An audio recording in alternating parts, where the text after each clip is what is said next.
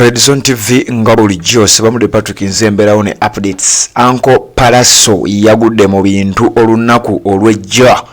Kakati gwe yagategedde tannagategeera ng'oli ku Red Zone TV. Sooka omala otuwa subscription nga tonaba kubanga osubscribinga. Sooka okkirire awo wennyini wansi olaba ekigambo subscribe. Okikwateko osubscribinge ku channel eno okwate ne kade akaka notification obeere nga tomissinga nsonga yonna. Bannange mwasuze mutya musiibye mutya okusinziira ku nsi n'essaawa yonna gy'oli egyosinzira okubanga otugoberera ku mukutu guno ogwa Red Zone TV. Uncle Palaso Douglas Mayanja okuva mu Mayanja family oli gwe mujjukira obulungi ennyo eyakuba omusajja yeeyita kikekenke eyamukuba oluyi olwamutuusa okubanga ebyabawo mwabimanya. Red Zone TV kwoli bw'obanga gano wagategedde gategeeza omulala, bw'obanga tewagategedde Red Zone TV kwoli nziza okubanga nga kuwa olunaku olw'ejjo zabadde ennaku z'omwezi 15 omwezi gwa December omwaka wa 2023 yabadde birthday ya muganda waffe amanyirwa nga Fefe Busi nga president we yatugamba atubeereramu gwe tubeereramu atatubeereramu tetumubeereramu. Fefe Busi omwana ow'enkyukakyuka, omuyimbi ow'enkyukakyuka. Fefe Busi omusajja yabadde akuza amazaalibwa ge olunaku olw'ejjo ng'ennaku z'omwezi 15 omwezi ogwa December 2023 lwakuba emyaka teyajogedde.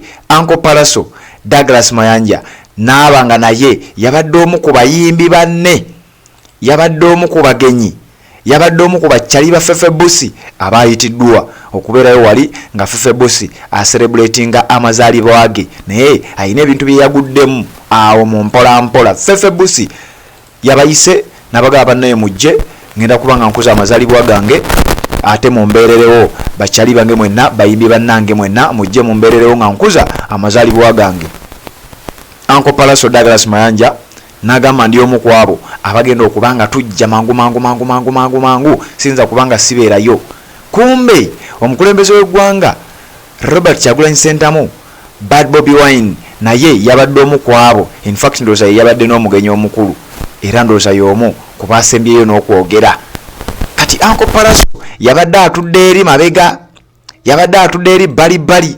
Robert Kyagulanyi Ssentamu nga bw'omumanyi najja mpolampola n'abagamba bannange bayimbi bannange muyina amaanyi ngenda kuwa n'akatambi okawulire ng'omukulembeze w'eggwanga Robert Kyagulanyi Ssentamu ayogerako eri bayimbi banne bannayuganda banne ate okubanga abazzaamu amaanyi n'okubalaga kituufu ki kye balina okubanga bakola. Ngenda kuwa akatambi ako oyinza okuba tewakalabye kubanga nkimanyi abasinga obungi temunnakalaba. Omukulembeze w'eggwanga Robert Kyagulanyi Ssentamu yasiimye akayimba akayimbibwa Palaso, akayimba akamuletera okubanga bamusumulula okuva mu kkomera. Kati biri ebyempi ze yakuba bwana mukulu ebyo musooke mu biteeke ebbali.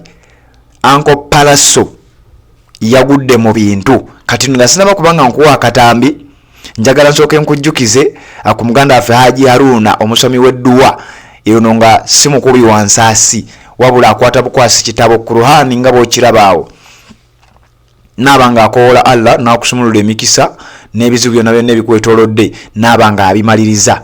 Asangibwa Bugerere bw'otuuka Kayunga ng'okuba ennamba y'essimu 0702 1523 0702 105 230 ey'essimu ogikubako kasita otuuka e Kayunga mu town ojja kubanga osanga omusajja amanyiddwa nga Haji Haruna omusomi w'edduwa. Kakati njagala tudde ku business abatanaba kubanga osubscribinga kirira wansi olaba ekigambo subscribe kikwateko subscribinga ku channel yaffe eno okwate ne kade akaka notification obeere nga tomissinga nsonga yonna. Nkugambye Uncle Palaso yagudde mu bintu. Omusajja amanyiddwa nga Douglas Mayanja Robert Kyagulanyi Ssentamu omukulembeze w'eggwanga omulonde yasiimye akayimba ka Palaso ke yakuba ne babanga yateekawo pressure ne babanga abasajja baamuta n'ava mu kkomera. Njagala kubanga nkuwa ebigambo ebyo omukulembeze w'eggwanga Robert Kyagulanyi Ssentamu ng'ate annyonnyola ensi oba ng'asiima omusajja amanyiddwa nga Douglas Mayanja. Ebigambo mbiyina wano njagala mbikutereko biwulire naye nga sinaba kubanga nkuwa video eyo nja kukusaba sooka okkirire wansi awo olaba ekigambo subscribe kikwateko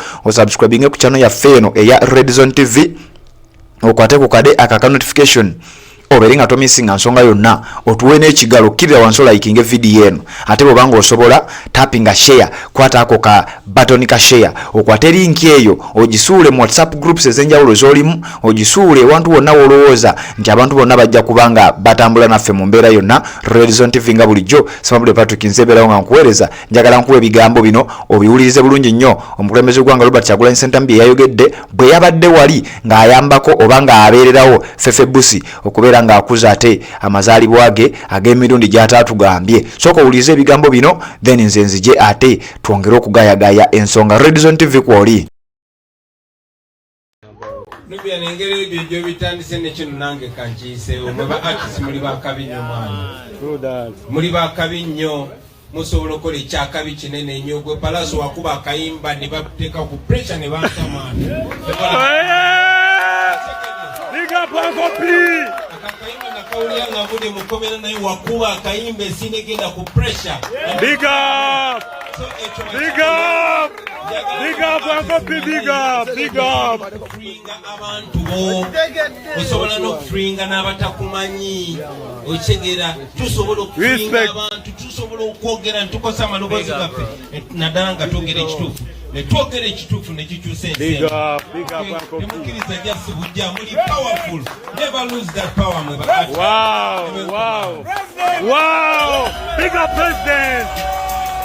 Oyo omukulu gwe bayise Douglas president omulabe we yaganyenyeza akyabijjukira kakati omukulu Douglas Mayanja yagambye sisobola na kusigala mabega omukulembeze w'eggwanga asya akikonyeemu ndoza mumanyi kati ekiddako Uncle Palaso Uncle Douglas Mayanja Uncle P okuva Mayanja family bwati bwe yalabise ng'omukulembeze w'eggwanga amugamba Palaso wakuba akayimba ne kateekawo pressure abasajja ne banta era n'abategeeza nti bayimbi mmwe ng'oggyeko okubeera babbeega newankubadde kaana kambaata ye byamulemye okutegeera abagambye musobola okukola ekyamaanyi okusinga okuluvubanira obusente obutono musobola okukola ekyamaanyi ate ne muteeka abasajja bano ku bunkenke ne baba nga tebasobola na bagulirira omukulembeze w'eggwanga Robert Kyagulanyi Ssentamu bw'atyo bwe yagambye bwe yasibiridde abayimbi entanda naye nga yasinze okufuna mu yabadde Uncle Palaso oluvannyuma lw'ebbanga eddene n'afuna omukisa ate okubeera ng'asisinkana omukulembeze w'eggwanga Robert Kyagulanyi Ssentamu gwe yasisinkanye wali bwe babadde baselebratinga amazaalibwa aga muganda waffe Fefe Busi ate yabadde bulambalamba n'amukwatako ne mbugalaawo n'agamba owaaye nange kansisinkane omukulembeze w'eggwanga mbere nga siri omu kwabo abanaakoma muwuliranga obuwulizi sebo Mr President omusajja yayongedde n'omulopera sebo omusajja gwe nakuba oluyi kati byatuukawo mugyatuukawo mu bimanyi yeegasse ddani ku kaana kambaata nebyo tetujja bigenda mu nnyo njagala kubanga ate nnoonya updates endala mbere nga nzikuwa Red Zone TV kwoli Bw'obatandaba kubanga osubscribinga nja kukusaba kkiri wansi olaba ekigambo subscribe kikwateko okwate ku kigambo ekyo okwate ne kade aka notification obere nga tomisinga nsonga yonna tubere nga tutambula sijja ko wabajjukiza ku baganda baffe ba Haruna and Sons Interiors abakolera entebe sofa sets ez'omutawana ennyo eziri L shaped sofa sets ezomuzimanyi ezakulanga ero bw'oba badde oziwulira buwulizi